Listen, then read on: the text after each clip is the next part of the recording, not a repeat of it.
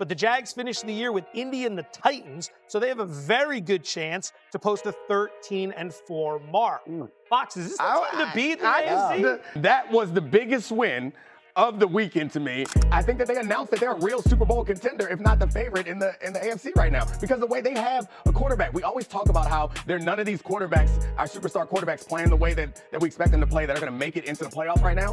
That's what Trevor is doing. He's been doing it for the last several weeks. Imagine a city that has spent the better part of 2 decades waiting for a savior. In Jacksonville, football is not just a Sunday distraction, it's a shared identity that has often been defined by heartbreak. From the Saxonville era that vanished as quickly as it arrived to the lean years of rebuilding that seemed to never end, the Jaguars have long been the NFL's ultimate enigma. But somehow, the humidity in North Florida doesn't feel heavy with disappointment. It feels like electricity.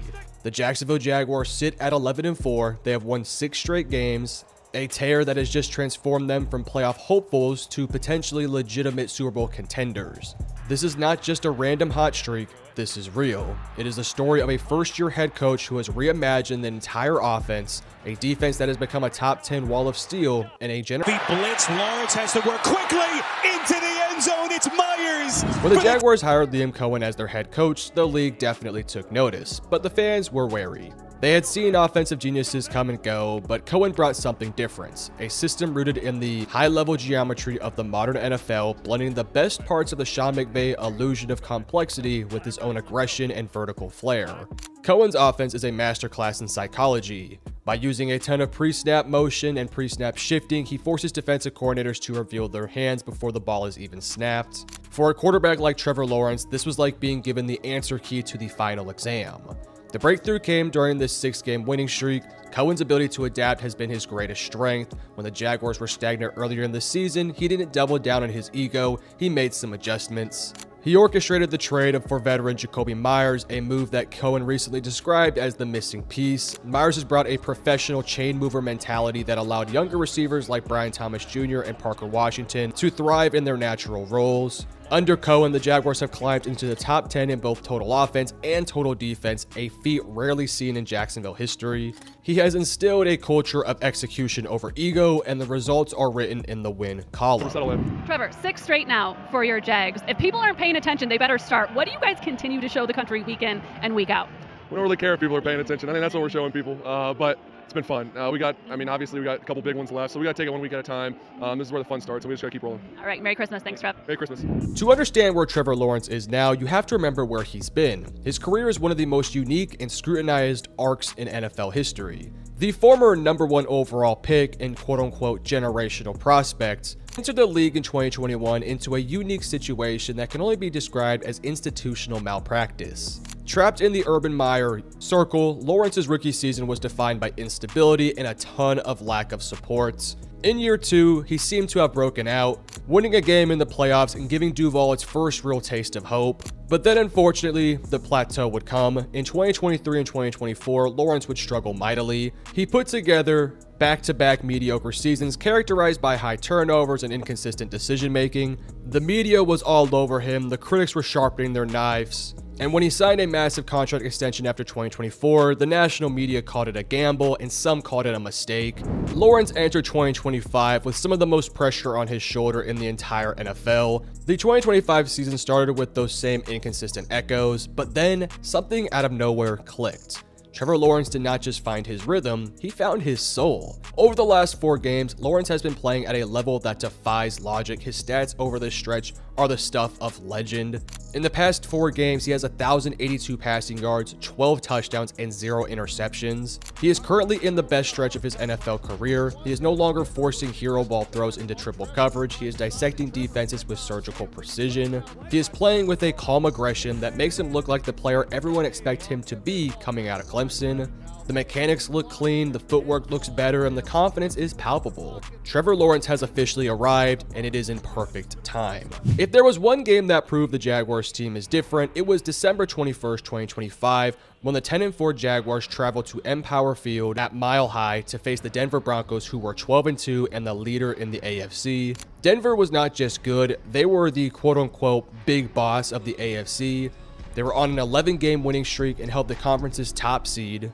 The narrative was that the Jaguars were a nice story, but they wouldn't be able to handle the altitude or the defense that Denver possesses. Mile High was a cauldron of orange and blue, the air was thin per usual, the crowd was super loud, and the Broncos defense, led by Pat Surtain, was expected to shut down Trevor's quote-unquote heater. The game began as a defensive struggle. On the first 2 possessions, the Jaguars failed to record a single first down. The critics were ready to pounce, but Lawrence would stay calm.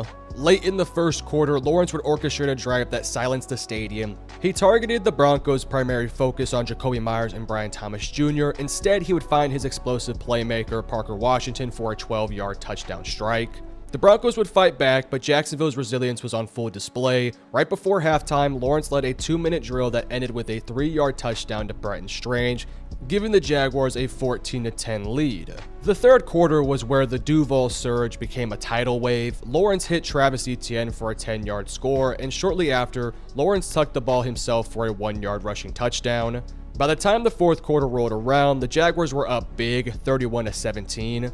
Parker Washington was the undisputed star of the day, with Denver shadowing the Jags' primary receivers. Washington exploded for 145 yards and a touchdown on 6 catches. He was unstoppable, racking up 90 yards after the catch and proving that this offense has too many weapons to contain. The Jaguars' defense put the finishing touches on the game. BJ Green and Josh Hines-Allen harassed Bo Nix all afternoon, and a late Jerrion Jones interception sealed the 34-20 victory. As safety Andrew Wingard said after the game, "We just beat the best team. Our offense is on a heater, but this is not our Super Bowl. Our Super Bowl is the Super Bowl."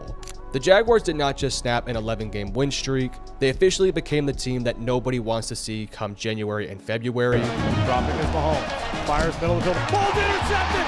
The ball is picked off! Are you kidding me? Down the line, bringing it back again! Oh, the left sideline! 50, 45, 30, 20, 10, 5, touchdown! Touchdown! While the offense is going to be grabbing the headlines, the defense has been the heartbeat of the team for the entire season. They have transformed into a top-tier unit that thrives on takeaways and physical dominance. The team has a number of great players, including Josh Hines-Allen, leading the team with 7 sacks. His stats don't reflect the sheer number of double teams he attracts, which allows the rest of the front 7 to work. He's the veteran leader who sets the tone for the entire building. Then there's Foyesett Oluokun. With 122 total tackles, Oluokun is everywhere. He is the most consistent player on the roster, a tackling machine who ensures that opposing defenses can never get comfortable in the run game. And then there's the guy that's sort of come out of nowhere, Devin Lloyd. The most electric development on defense has been the leap of this guy. With 5 interceptions, Lloyd leads the team and has become a premier coverage linebacker. His ability to read the quarterback's eyes and take away the middle of the field has been the difference maker in tight games throughout the winning streak. You throw on other players like Jordan Lewis, Jerrion Jones, Eric Armstead, etc., and this defense has turned from a defense that last year was not great to one of the better units in football this year. They are the perfect complement to Liam Cohen's high-scoring offense. It's a blitz. Dropping against the blitz. Fires middle of the field. That ball's caught. That's going to be a first down. Jacoby Myers. Hey, good.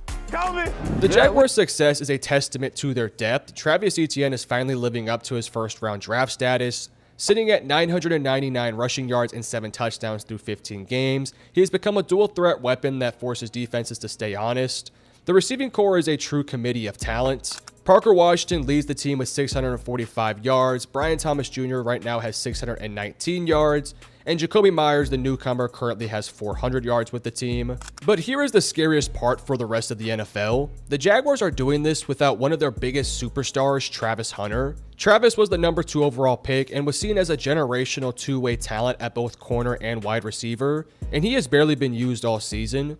He was figuring his way through the first few weeks, and right as it felt like he was getting going, he would unfortunately sustain an injury. The question everyone is asking is simple. If the Jaguars can beat the Broncos and go 11-4 without Travis Hunter, what does this team look like when he is fully integrated and healthy? Hunter is a superstar waiting for his wings in 2026. Whether it's at receiver or corner or even both, if he can be fully healthy, this team might be able to take an even bigger step next year. As the 2025 regular season winds down, the Jacksonville Jaguars are no longer a feel-good story or a surprise contender. They are becoming a legitimate potential juggernaut. They have the head coach, they have the defense, and most importantly, they have the version of Trevor Lawrence that the football world has waited 5 years to see. The city of Jacksonville has waited a long time to be the pride of the NFL. After the stability of year 2 and the heartbreak of 23 and 24, the Duval surge is officially here. The road to the Super Bowl might just have to go through the 904. The Prince has his crown, the Jaguars are on the hunt, and for now, the rest of the league is officially on notice. But you guys let me know in the comment section below. Do you see the Jacksonville Jaguars making a deep playoff run? And should Trevor Lawrence be brought up in MVP conversations? And hit the like and subscribe button.